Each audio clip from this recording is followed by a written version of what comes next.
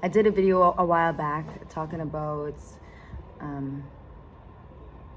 my desire to talk more openly about my experience as a drug addict, how I got into it, what it was like when I was caught up, how I came out of it, what my life is like today, all the things that had to take place to get me to this point. So basically it starts with one compromise. You know, generally people know better. I mean, I grew up in this shit.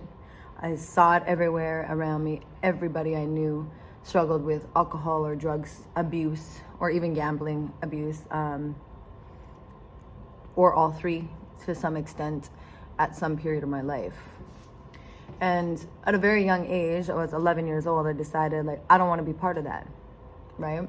I saw the direct correlation between the severity and the elevation of violence and dysfunction and problems and, remorse directly related to drug and alcohol abuse. So growing up with that, I realized I didn't want to be part of that mess. And I never really was. I mean, other than the one time I got drunk when I was 11, disgusting, so bad, sick for days. So didn't do that one again. But when I was about 20, I was a different person back then. You could literally pay me to do just about anything, and I would. And there was this one guy who was partying, and he didn't want to party by himself. And he had the biggest amounts of drugs to this day that I've seen on one person. Beautiful, rich guy, big house, and he just didn't want to party by himself. And so I sold out. You know, the devil knew he was in a way in to get to me because I knew better, right?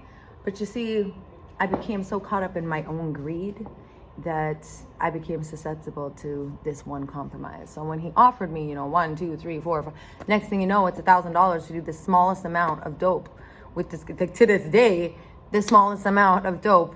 And the first one I think I could have got away with, right? But I compromised and I opened up selling the key to my soul for a measly $1,000. So the first time I did it, I think if I wouldn't have done it again, I could have probably walked away with no repercussions, but I didn't. I did it again. And it was that same night that I did it again. But the second time I did it, it was like, what the fuck have I been missing? And I instantly loved it. I instantly loved this elevation, this stimulation.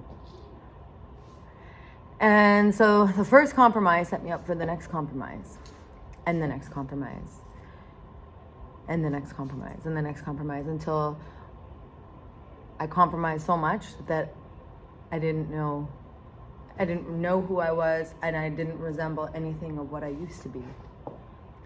And so typically that's how it starts.